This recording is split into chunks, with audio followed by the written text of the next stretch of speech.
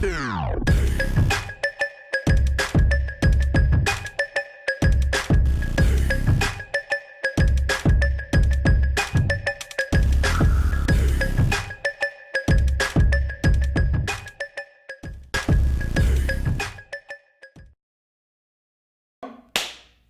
you. All right, so for everybody, go ahead, introduce yourself. My name is Christopher Everett. I'm a filmmaker, film producer of the documentary Wilmington on Fire. Born and raised in Laurinburg, North Carolina, 34 years old. Have a degree in graphic design from King's College in Charlotte, North Carolina. Okay.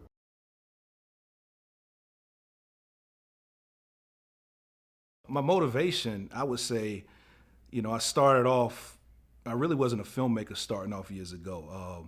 A lot of people don't know this, I used to be an actor. And I used to model as well. I was about 100 pounds lighter then, you know what I'm saying? So I done gained some weight over the years, but I started off, doing acting and modeling, doing some commercials in New York here and there.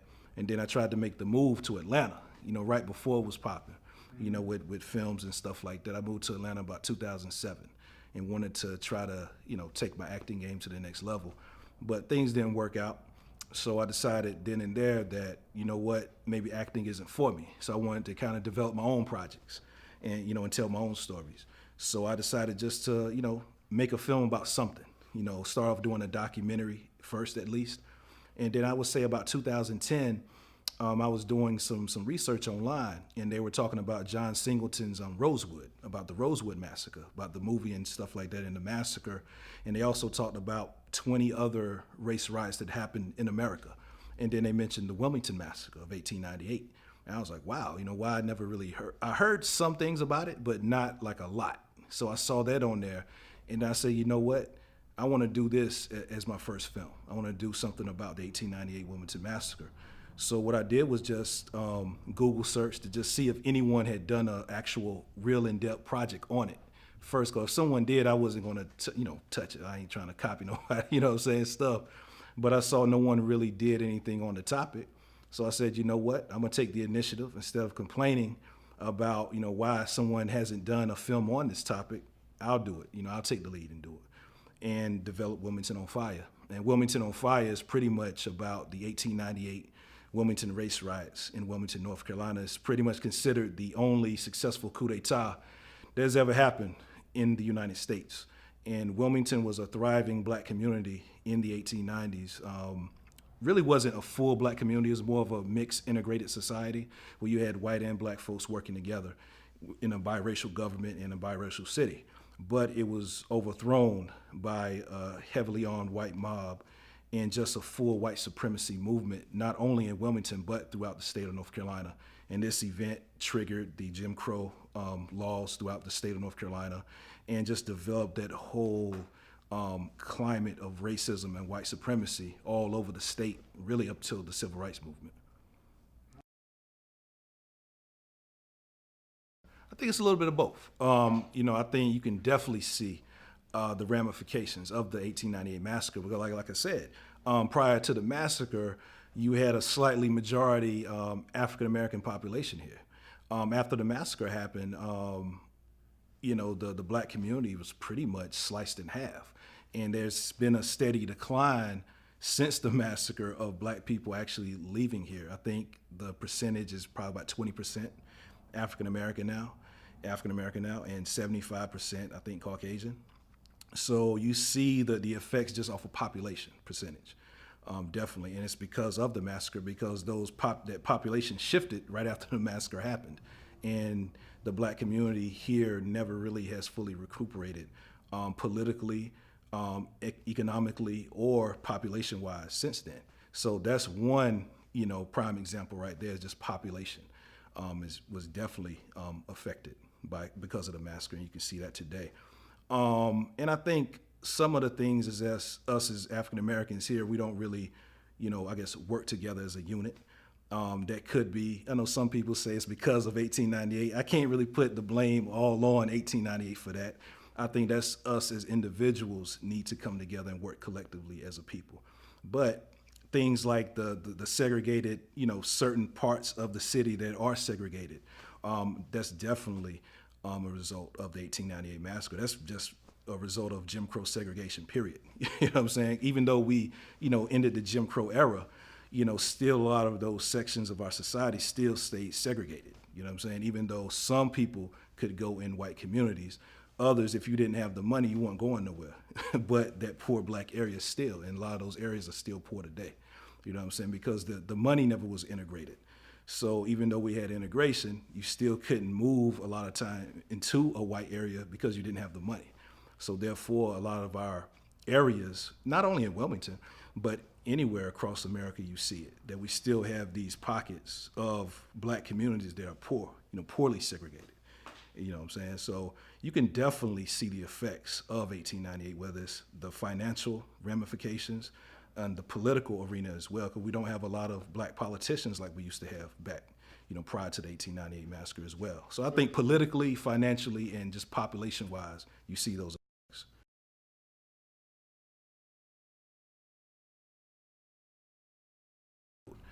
They saw that Wilmington was, like I think in the 1898, it became slightly majority African-American populated. So they saw in probably about 20 years, you were going to have probably a black mayor. It was going to be, grow and grow into a real black metropolis. And they saw that, so they had to pretty much put a stop to it because they looked 20, 50, 100 years down the road. Our people only look, just for today. You know what I'm saying? And they see that with the financial aspect. They saw that African Americans were on the come up. A lot of, you had quite a few African Americans that were wealthy or were about to acquire some wealth eventually, through their hard work and their coming together collectively as a unit. So they had to put a stop to that.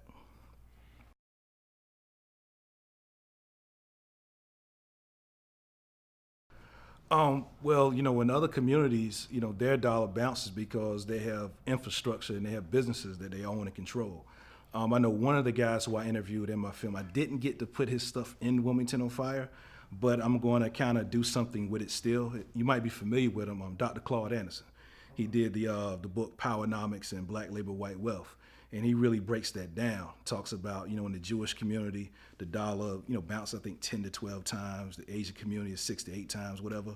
In the black community, it's really not once. It's because of the infrastructure and they have businesses. You know what I'm saying? They, if you're an Asian person, you go to the Asian store, get your clothes, you go to the Asian grocery store, get your groceries. You see what I'm saying? An Asian person does your taxes. You have an Asian lawyer, you know what I'm saying? The dollar is circulating throughout the community and the dollar grows each time that dollar is moving. You see what I'm saying? But in our community, we don't have that. Like you said, we have the projects, or even if we don't live in the projects, a lot of times black people with some type of money, they stay in a white community most of the time. And we don't have any stores. Like name on your hand, probably, you could probably count maybe 10 total black businesses in Wilmington, outside of barbershops and hair salons. We always gonna have that, you know what I'm saying? But when you look at the restaurants or movie theaters or just like, man, if I wanted to do a screening of Wilmington on Fire, I would have to go to a white cinema. You see what I'm saying? We don't have like a black cultural center or a black movie theater. You see what I'm saying? Just for a basic movie screening. You know what I'm saying? Or a basic lecture. You see what I'm saying? We don't own and control anything, but it's just not to Wilmington. Even if you go to Atlanta, black people really don't control anything there. You know what I'm saying? The majority of the wealth there is white folks, Ted Turner and people like that. The majority of people in Atlanta are rappers and entertainers that spend a lot of money, but they don't really own and control the economic system, even in a so-called black mecca like Atlanta. You know what I'm saying? So you see whether it's DC, Atlanta, even Wilmington, black people really don't own and control anything. And I think we really have to start doing that, really start controlling our dollars. But that starts with black business development, on a bigger scale. Not just, doing barbershops and little, small restaurants. We have to do those.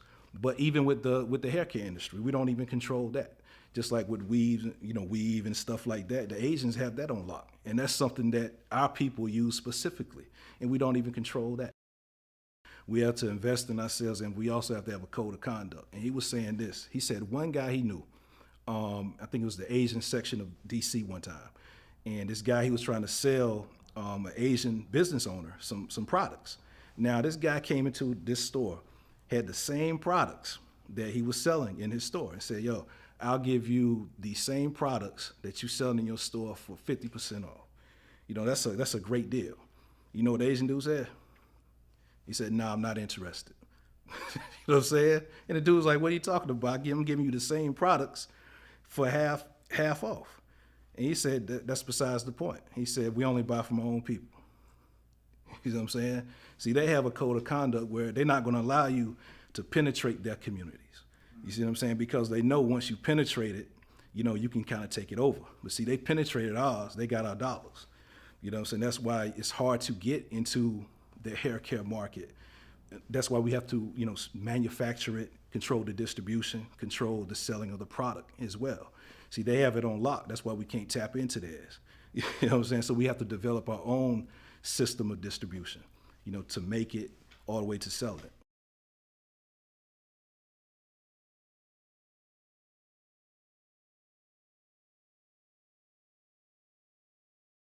Oh yeah, man, you see it all throughout, man. You know, whether it was Marcus Garvey or, you know, whoever, it's usually our own people, you know, that kind of help what we're trying, you know, kind of hurt what we're trying to do, you know, as a people and grow. But, you know, with any community, you know, it takes money, you know, you need food, and you need healthcare, just the basis. So you need to, when you're building up your community, that was the first thing y'all did right, was get a black bank in here. You know, I think they was trying to put a grocery store as well, because you need food. You know, that's the basic. You got to start with the basics first. That's food, medical care, you know, and money. You know what I'm saying? To build, you know, to work on building, you know, your community. But I don't know, man. It's like whenever someone tries to do something, you know, it seems like something gets in the way. Like, it was a great documentary that came on the other week called Soul City. And it was about this brother. He tried to create like a multiracial utopia, you know, utopian city in North Carolina.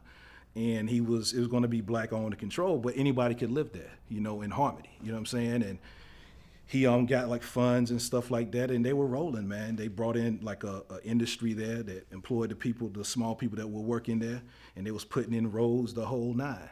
But one of the, I think, incoming governors or senators, who was kind of racist, he pretty much put a stop to it. You know what I'm saying? So even if it ain't our own people, it's somebody else that's lingering. You know what I'm saying? Of trying to bring it down. And, you know, they were trying to say that, you know, the tax records weren't right. So they did a full audit of the whole city. They couldn't find nothing. You know what I'm saying? But what they did was just stop funding to, you know, go into that city. So they had to just pretty much shut it down. But you see stuff like that, man, and just people trying to sabotage progress, you know, of our people. Because you have some people, man, that's scared of change.